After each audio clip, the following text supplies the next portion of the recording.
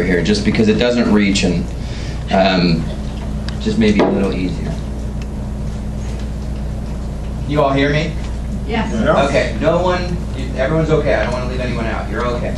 Okay. I'm Greg Landsman, and before I jump in, I'm going to say just a few words about why this is so important to me, and then introduce two of the most influential people as it relates to in my life, but certainly as it relates to this particular issue, Stephanie Bird and John Pepper. Before I do, I want to recognize Councilmember David Mann, who's here and has been was one of the initial supporters of this, and continues to be one of our strongest advocates. So I want to recognize David for that. Thank you for doing that. I yes. should have done that. Round of applause for David. And then I want to introduce Vanessa White, who's getting a cup of coffee, former school board member, and who's sort of my partner in crime in many ways, along with Stephanie and Bobby Dillon over here working on the Preschool Promise. And so they have answers. If we can't answer them, they certainly can. One quick story, and then I'll turn it over. In full disclosure, I have 2 preschool-aged children. So this is an issue that's very personal to me. My daughter is almost 5 years old. She's 4 and a half. And my son Elijah is almost 3 years old. So they are both, for the first time ever this year, they're both in preschool. And I was talking to my daughter a few weeks ago, and I was explaining that I had to leave to go talk about the Preschool Promise to a group. In this case, it was in Price Hill. And I said, you know, she was very curious, she wanted to know more about it, and I said, I don't think I've ever mentioned this to you, but you should know that 90% of your brain is fully developed by the time you turn 5.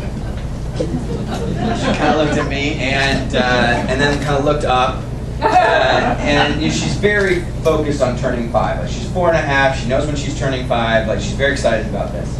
And then her brother, who was on the iPad, who was sitting on the bed, she looked over at Elijah and she said, "Elijah's brain too?" And I said, "Yeah, but when he turns 5, Elijah's brain, 90% of it will be fully developed."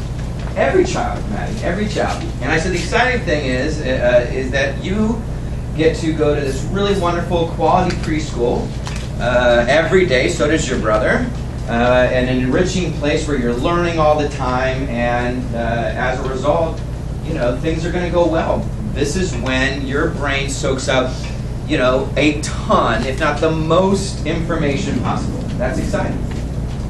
The problem is that the vast majority of kids in our city don't get that. And she said, and I'll never forget it, she said, "What are their names?"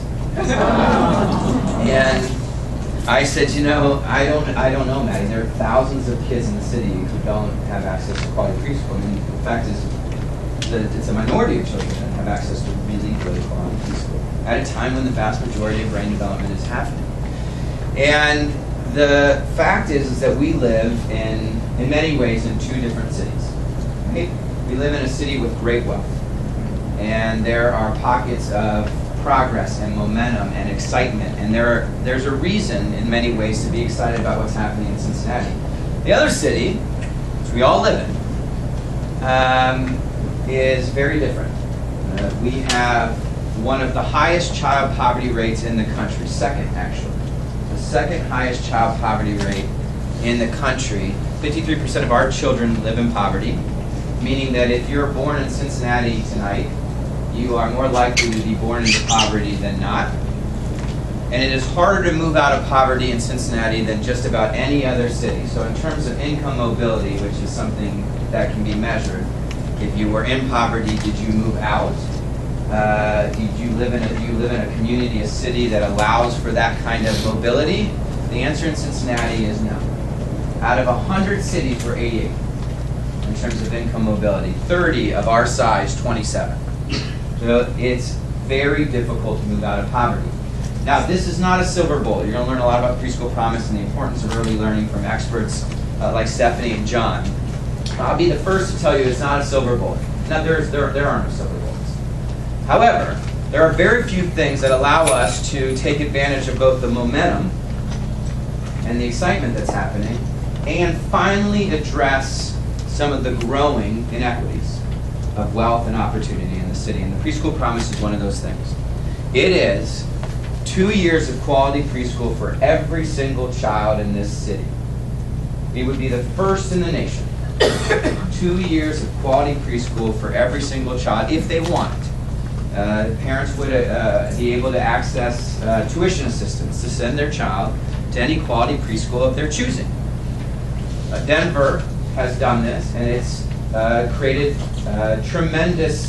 has had tremendous impact in terms of improving outcomes for children, improving schools.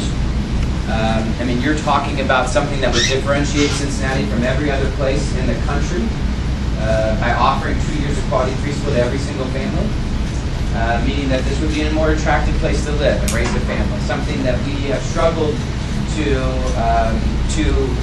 accomplish in a long time. So it is one of the most significant moral and economic imperatives of our time. This issue of education, in particular, the inequities around access to quality preschool.